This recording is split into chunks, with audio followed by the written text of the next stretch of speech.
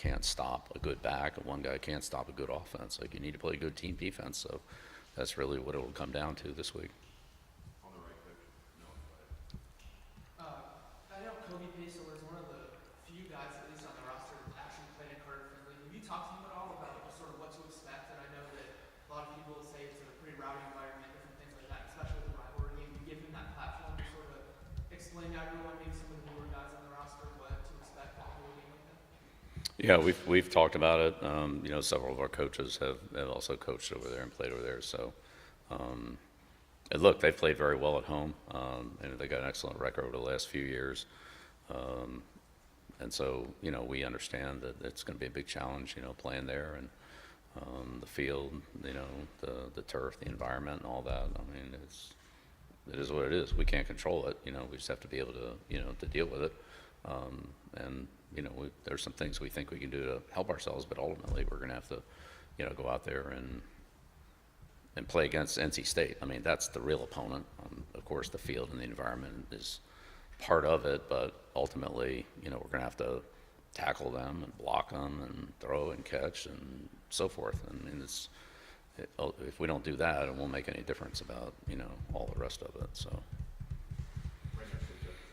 Phil's schedule really ends this way with 3 rival games. Mm-hmm. And we built up, away some pretty good rivals to some really good rivals. State's hated rival in terms of football. So what have you felt, anything different that you felt in the last 2 weeks regarding rivalry with Carolina and the level of, I don't want to say hatred, but the level of, I mean, they're all, do you feel anything different about these last 2 games? yeah, I mean, they're really competitive games and, in-state games and all that. So, like, yeah, it's I don't want to say the same, but it's similar in the NFL when you play a team twice a year.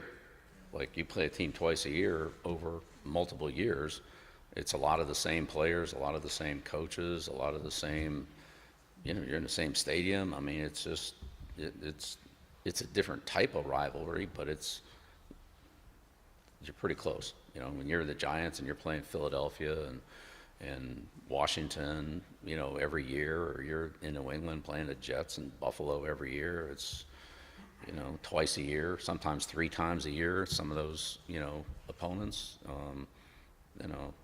call them whatever you want, the big games, rivalries, super competitive environments. I mean, like, that's what it is. I mean, you like to play in those, you want to compete in them, whether you're a coach or a player. So once the game starts, though, you got to play the game. I mean, that's what it is. You can't control all the rest of it. And, fans are going to cheer when we're here, and they're going to boo us when we're away. I mean, like, that's the way it is everywhere. I mean, we've dealt with that before. I think the biggest thing for us to focus on is just our overall execution, communication offensively. It'll be loud when we have the ball or when we're trying to kick it, our communication, our execution. And as I said, we have to do a better job of, keeping our poise and, playing penalty free. We can't, it's hard to win when you have 10 penalties. Teamwork, your coach on the right, and then we'll finish up on the left. Coach, Malcart was super productive for you guys in the middle of the season. He's been a little quieter, at least from the sack standpoint, in the last 2 games. Though Wake and Duke ran the ball a lot, but is there something that they were doing to maybe scheme for him on the offensive line to sort of negate his presence? I think he played well again last week against Duke. Made a lot of tackles, had some, negative plays as well. So, those stats, they can come and go. I think, honestly, I don't think it's accurate, to judge a player on one statistic, good or bad.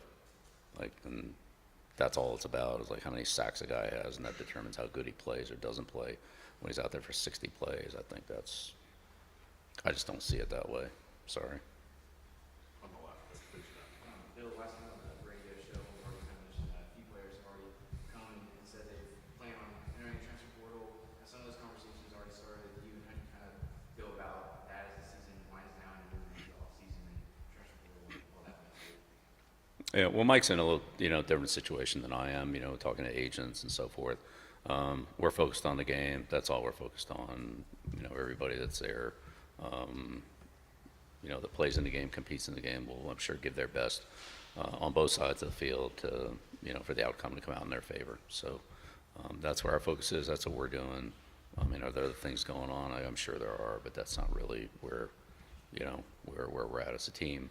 But, as an organization, as a program, as a university, I mean, there are other things happening that we have to, deal with and respond to. So that's part of Mike's job. Thank you all. Okay, all right. Great, thank you. Have a good Thanksgiving. Yep, thank you.